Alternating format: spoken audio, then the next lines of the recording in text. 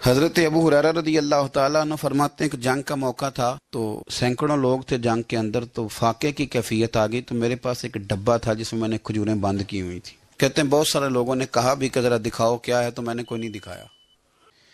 تو کئی لوگوں نے کہا بھی تو میں نے نہیں قریب آنے دیا، تو پھر مجھے رسول کریم صلی اللہ علیہ وسلم نے فرمایا ابو ہریرہ تیرے پاس کیا ہے؟ تو میں نے کہا حضور میرے ڈبے میں کھجوریں، اس برتن میں کھجوریں۔ حضور نے فرمایا ادھر لانا۔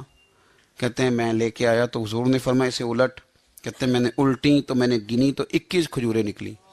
تو حضور نے اس ڈبے پہ اپنا دست مبارک رکھا۔ حضور نے فرمایا بلا لشکر والوں کو کھجوریں کھلائیں۔ کہتے ہیں 10 لوگ آتے رہے، کھجوریں نکلتی رہیں، لوگ کھاتے رہے۔ حضرت ابو ہریرہ فرماتے ہیں راج کے کھائیں سب نے، اور جب میں نے پلٹ کے دیکھا تو ابھی بھی کھجوریں باقی تھی۔ حضرت ابو ہریرہ رضی اللہ تعالیٰ عنہ فرماتے ہیں وہ 21 کھجوریں تھی، اتنے سارے لوگ کھا گئے، تو میں ذرا پلٹ کے دیکھ رہا تھا کہ میرے ڈبے میں کیا رہ گیا ہے، ٹفن میں کیا رہ گیا، پیچھے کیا بچا ہے۔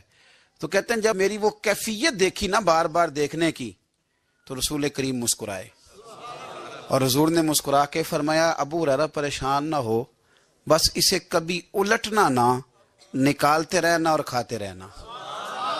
حضور نے دست مبارک لگایا، فرمایا الٹنا نہیں، نکالتے رہنا تو کھاتے رہنا۔ حضرت ابو ہریرہ کہتے ہیں حضور کا وصال ظاہری ہونے تک میں نکالتا رہا، کھاتا رہا، کھجوریں ختم نہیں ہوئی۔ کہتے ہیں صدیق اکبر تخت پہ بیٹھے، وہ لوگوں میں کھولتا رہا، میں کھاتا رہا، وہ ختم نہ ہوئی۔ اب تنگی داماں پہ نہ جا، اور بھی کچھ مانگ۔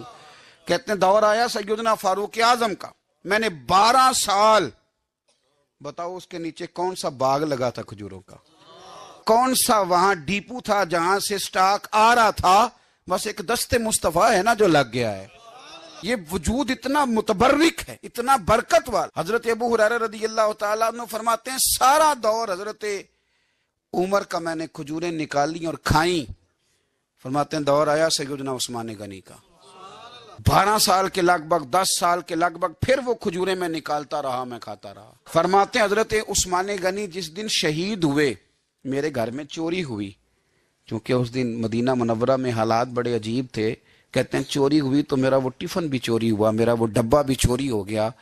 فرماتے ہیں وہ چوری ہوا تو کھجوریں ختم ہوئیں، ورنہ مجھے لگتا تھا کہ قیامت تک نکلتی رہیں گی اور لوگ کھاتے رہیں گے۔